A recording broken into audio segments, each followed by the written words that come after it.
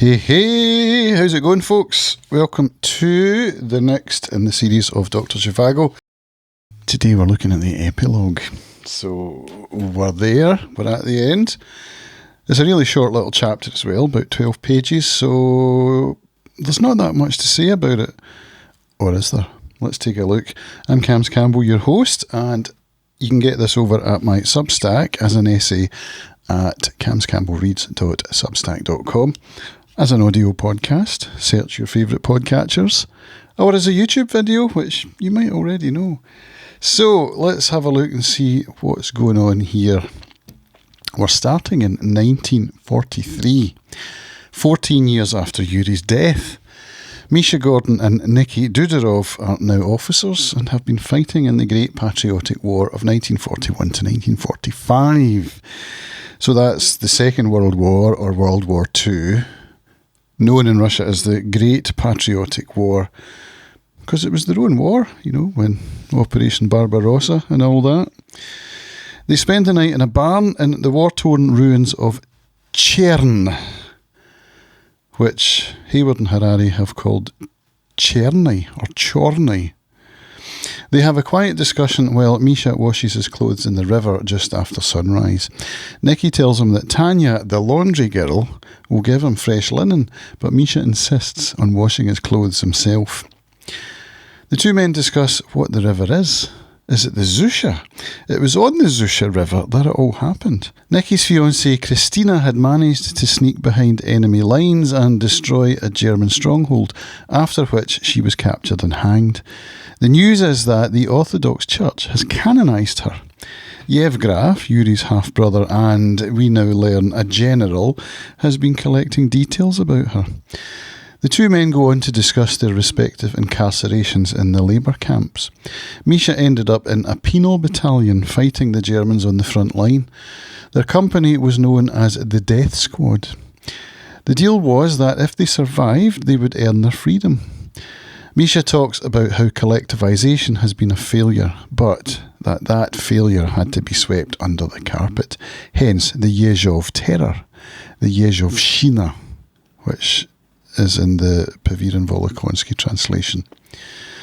This was the period of the show trials and purges under Stalin, directed by Yezhov, head of the NKVD. According to historian Robert Conquest, the estimated death toll was 750,000.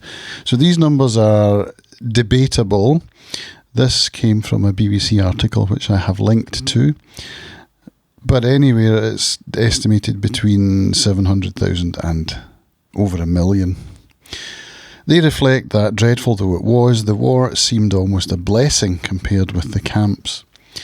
Nicky tells Misha the story of how he and Christina met. Misha notes that Tanya bears a striking resemblance to Yury. Remember that Lara asked Yezhov in the previous chapter whether he could find information about the child she had been forced to give up. Nicky Dudorov and Misha Gordon are in the ruined village of Khrushchev between Oryol and Bryansk, where Tanya has been entrusted with the regimental laundry. She tells of how she met Yezhov. They discuss who Tanya really is. Misha explains how history rhymes. Quote, "A thing which has been conceived in a lofty, ideal manner becomes coarse and material. Thus Rome came out of Greece, and the Russian Revolution came out of the Russian Enlightenment."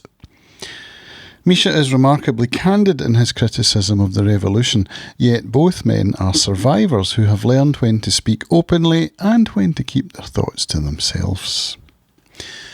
In Moscow, 5 or 10 years later, Nicky and Misha are flipping through a book of Yury's writings, which Yezhov had compiled. The book ends on a hopeful note.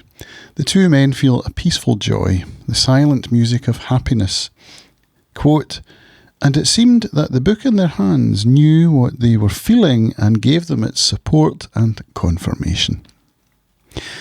If the scene takes place 10 rather than 5 years later, then we are in 1953, the year Stalin died. Surviving through 2 wars and the Yezhov would indeed be a reason for, if not joy and happiness, at least gratitude and quiet contemplation. Ironically, Pasternak himself encountered greater official persecution under Khrushchev than he had under Stalin. Khrushchev insisted in his memoirs that he agonised over Dr. Zhivago, came close to authorising its publication, and regretted not doing so. Although this is the epilogue, it is not quite the end of the novel. The very book that Nicky and Misha are holding in their hands becomes the novel's final chapter, Yury's poetry. Right, so that's the conclusion to Dr. Zhivago. We're getting into the poetry next, which is written by Yury Zhivago, and I'm wondering whether it's something that you consider necessary. So on that, I decided to split off the recording I've already made, where I ended up talking at length about translated poetry and art in general, and how one interprets art, etc. So I've made that into a separate video. I think it will stand alone a little better on YouTube, so that's what I've done. So I'll put a link to that, whichever side those things appear on. Yeah. Alright, thanks for watching. Let me know how you're enjoying the novel, and yeah, that's it. We've got to the end, one way or another. I think, having just made that long rant about poetry, I am going to read it and talk about it, so there will be another video to come, but I've got a very busy week next week, so it might not be next week, probably the week after. And then I'm going to take a little bit of time off into August and probably through September, because I've got a very busy September as well. And then we're going to go into Anna Karenina after that. So you heard it here first. Anna Karenina. I haven't worked out the reading schedule yet. It's going to be at least a year, I think. So nice and slow, so that we can enjoy it and take our time with it.